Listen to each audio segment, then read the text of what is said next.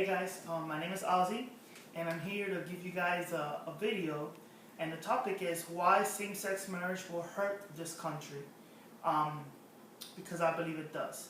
A lot of people say that two men marrying each other won't affect my marriage, or two women marrying each other, how is it going to affect your marriage? But in fact, I believe that it does. I believe that although same-sex marriage doesn't affect our marriages directly, they do affect marriages in the long run, and the way our country views marriage in the long run. What I hope to show you guys is that same-sex marriage will hurt our country in a number of ways. Our first reason, or the first thing I want to attack, is this notion that it's about equal rights, right? You always hear it. It's about equal rights, and the slogans and the banners are about equal rights or marriage equality. And right from the get-go, I wanna speak on that it isn't about equal rights. Why? Because homosexuals already have equal rights. Homosexuals do not get treated any differently than I as a heterosexual do. For example, both a homosexual and I can both buy a car. We can both attend college, we can apply for financial aid, we can buy a home. There isn't one right that I, as a heterosexual, have that a homosexual person does not have. In fact, everything is the same.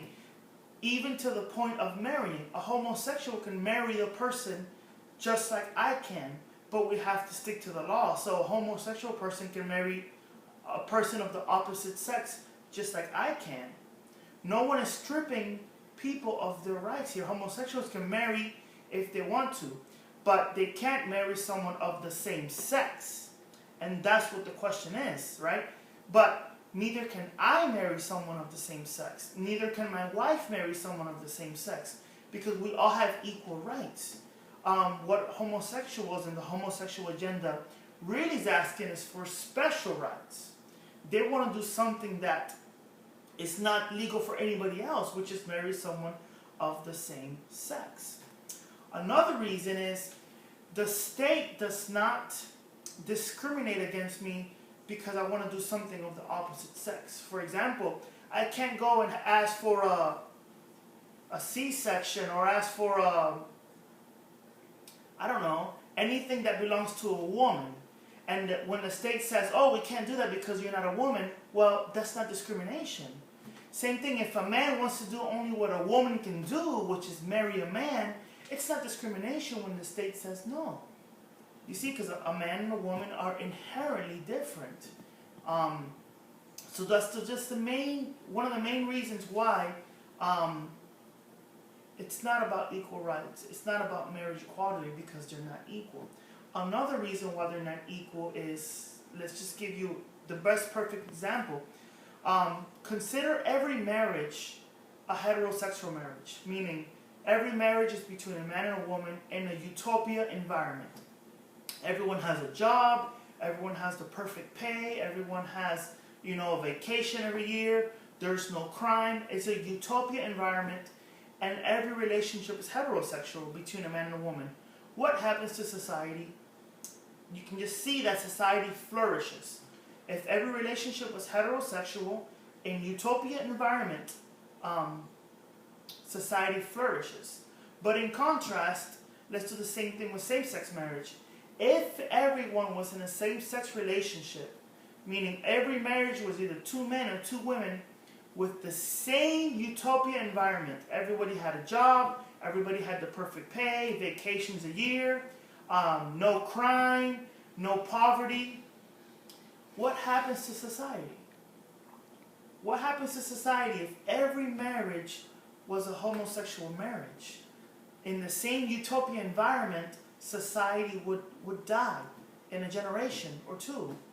And this illustration shows that there isn't any marriage equality, because same-sex marriage and natural marriage cannot be equated. Natural marriage, in principle, prospers society, and same-sex marriage, in principle, is detrimental towards society. This is just my first point. Now, have you ever wondered this? Why is it that the state is so interested in marriage? That is, why is the government so interested in what I do in the privacy of my own bedroom? Or for that matter, in the privacy of your own bedroom? Why does the government care so much? And it's that marriages provide benefits to the state, therefore the state provides benefits for marriages. Marriages, first of all, are inherently linked with childbearing. You can't take the two apart. Marriages and children go hand in hand. That's why if same-sex marriage passes, then same-sex adoption is all of a sudden going to come in as well. You can't separate the two because marriage goes with children and children go with marriage. Now, when our marriages in our country do strong, then the society does strong. And when the marriages are weak, society suffers. Now, here's some quick statistics that children raised by their two biological parents are 7 times more likely to not live in poverty. They're 7 times less likely to commit suicide. They are less than half as likely to commit a crime. They're less than half as likely to get pregnant out of wedlock. And they're healthier physically, emotionally, and they do better academically and socially. This is children that are raised with both parents, both biological parents. Now, it's no surprise that when children go through divorce, they suffer. You probably have experienced this yourself, or you have seen this with your friends, that when parents split up, it inherently affects the children. I remember when my parents split up a long time ago, me and my 2 brothers had to go through counseling. Because it's just a fact that when parents separate, it affects the children emotionally and socially. And this is some hard evidence here of children raised by one-parent households. Now, 60% of rapists were raised in a one-parent household. 63% of youth suicides were raised in a one-parent household. 70% of long-term prison inmates, 70% of them were raised in a one-parent household. 71% of teenage pregnancies are from girls that were on a one-parent household. 71% of high school dropouts are caused by one-parent households. 72% of adolescent murderers, that's teenagers that kill people, 72% are from one-parent households. And 85% of youth prisoners are from one-parent households. Now, this statistic is just staggering. Why? Because we see that when children are with their biological parents, mom and dad, they benefit socially and emotionally and academically.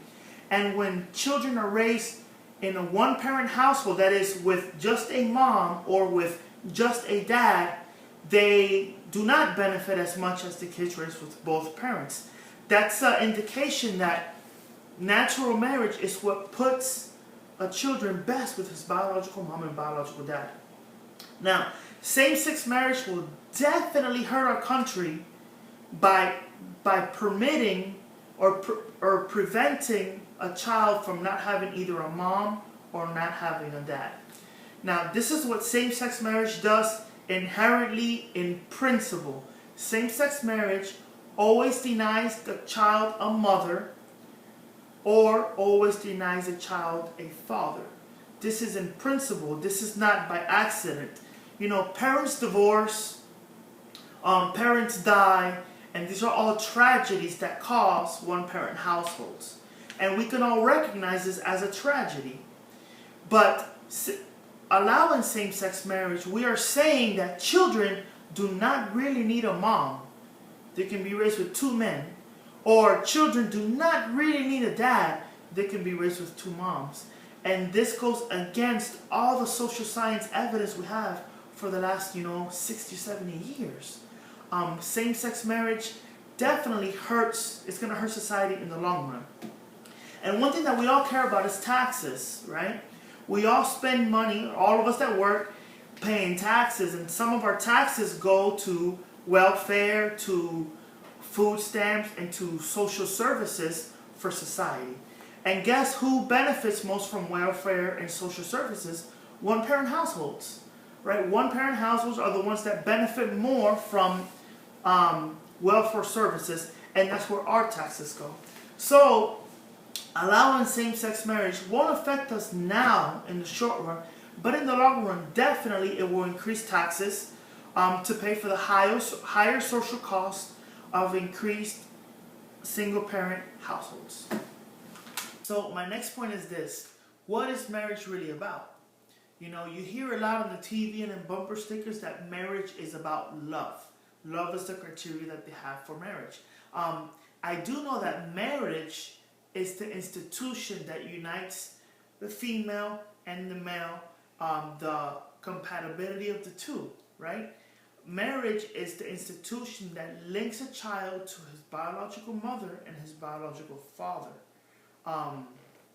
If same-sex marriage passes, it will teach the next generation that marriage is only about coupling and relationships and not really about children. Children then will become just trophies for same-sex couples to validate their marriages. They will adopt, and society will pretend that two men, that one of them can actually be a mother figure to a child, or two women, we're going to pretend that one of them can actually be a father figure to a child, when we know that they cannot. But the question is marriage really about love, like the same-sex crowd wants to say? If marriage is about love, and that's the only criteria there is, and there's no need for a man and a woman, then why the need for two in a relationship? Right now, if you Google or if you go to any magazine, you can see that there's a lot of thruples also in the court system seeking their right to marry. A thruple is a marriage of three. There's also quartets in the courts seeking the right to marry, which is four people, whether it's three men and one woman or two women and two men. Either way, it's four people wanting to come into holy matrimony. Now, I ask you, is a throuple a real marriage? Can we consider that a real marriage or a quartet? You know, if you say, well, wait a minute, no, that's not a real marriage, then on what grounds do you have to deny them? Right? If you really believe that marriage is about love and consent and rights, then how are you going to strip the rights of the throuple that want to get married or the quartet that wants to get married? It gets even worse though. If you look at any pictures of a gay pride parade or actually attend a gay pride parade, you will see new banners coming around of the word polyamory. Poly stands for many, amory stands love. And polyamory is the sickening concept of a group of people, 5, 6, 10 people coming together in sexual relationships as an orgy. And now there's polyamorous couples asking for their rights to get married because they too are in love and they too are consenting adults. Now again I ask, is a polyamorous relationship, can we consider that a marriage? 9 people together. It gets much worse than that. People say that incest will get brought in and you would laugh, and pedophile will get brought in and you would laugh, but that's exactly what's happening now. There's a professor from Columbia University that sleeps with his daughter. When he went to court, his lawyer argued this. He said, if same-sex couples can have sex in the privacy of their own bedrooms, then why can't my client and his daughter? And he's right. There's also right now a grandmother wanting to marry her biological grandson. They are both in love, they're both consenting, and they're both head over heels for each other. How are we going to deny the grandmother and the grandson marrying each other? You can't. I mean, on what grounds would he do so? And lastly, there's an organization called NAMBLA, National American Man-Boy Love Association. And this organization is composed of adult men who say that they're born this way. You ask, what way? Well, they're born with the propensity to like small children. They're born with the propensity to like small children sexually. And they basically go in gay pride parades with their NAMBLA banners, and they're also claiming their rights to love children. And they're also in the courts demanding that the sexual age be dropped to 16 or 14 or 12. All of this because of gay rights and sexual freedom. Now again, how are we going to deny? If same-sex marriage passes, and marriage is about love and consent, how will we deny a 50-year-old man and a 12-year-old boy from getting married? Well, if you say you can't deny them that they can get married because they're in love, and the polyamorous couple can get married because they're in love, and the quartet can get married because they're in love, then you're really not fighting for marriage equality. You're really fighting for the abolishment of marriage. Okay? And if you say that the quartet cannot get married, or the polyamorous group cannot get married in a holy matrimony, then why not? Based on what standard? So again, I reiterate, if marriage is not about a man and a woman coming together for life, then what is it about? Especially when we know that love has no boundaries. Where will it stop? That's my last point. I know that I'm taking a long time, and for my fourth point, I'll make it pretty fast. The last one is we will all lose our parental rights, free speech rights, and religious liberty rights. If same-sex marriage goes through and it becomes the law of the land, parents cannot take their children out of school whenever they have same-sex or homosexual indoctrination. This has already happened where parents have tried to take their children out of class, and the state says, no, you cannot take your children out of class through homosexual indoctrination because same-sex marriage is legal in our states. So parents lose their parental rights. We've all seen Indiana and free speech rights and religious liberty rights. Everyone knows that religious liberty and same-sex marriage cannot cohabitate at the same time. Either religious liberties is going to be up top, or same-sex marriage and political correctness is going to be up top. They cannot cohabitate. So if same-sex marriage becomes the law of the land, we no longer have the religious freedom to speak out against homosexuality. Pastors will lose their religious freedom to preach that homosexuality is wrong and immoral. And we've seen how small businesses of people that use artistic talent, like shirt makers and cake bakers and people that just use their artistic talents, cannot deny requests just because it goes against their religious issues. If someone comes to me and I make shirts and they say, make me a white power shirt that says, you know, all black people go to hell, I should have the religious freedom to say, well, I'm not going to use my artistic talents to make a shirt that says white power and all black people go to hell. I can't do that. But if a homosexual goes to a conservative cake or shirt maker and says, make me a shirt that says, you know, same-sex marriage, hoorah, and the person does not make the shirt that says same-sex marriage, hoorah, then that person has the right to get sued because there is no religious freedom whenever same-sex marriage becomes the law of the land. Those are my 4 points why same-sex marriage will hurt this country rather than benefit it. So in closing, I want to reiterate a couple of points. First, we have to get rid of this notion of marriage equality. Why? Because natural marriage, in principle, perpetuates society, while same-sex marriage, in principle, works for the extinction of society. It does nothing for it. If marriage is only about love, as the same-sex lobby says, then we have no grounds in permitting 3 and 4 or 5 people getting married at the same time. Because if marriage is about love, then they're able to get married. We have no grounds to deter them. And also, if same-sex marriage passes, then millions and millions of conservatives like myself, we will lose our free speech, we will lose our religious liberties, and we will lose our parental rights. The state will eventually teach our children what marriage is and what it is not. Now, marriage is the oldest and most basic of the three building blocks of Western civilization.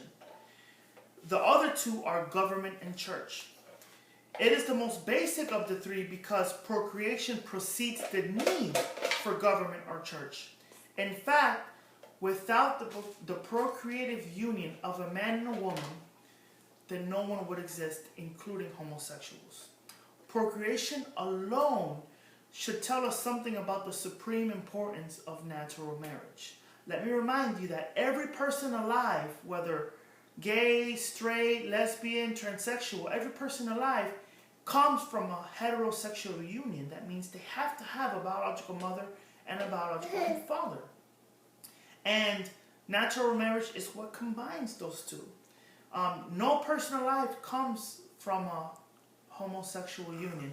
So that should tell us something, that marriage, we shouldn't really tinker with it. It is a natural process from nature, not something that people or the Supreme Court can decide what it is.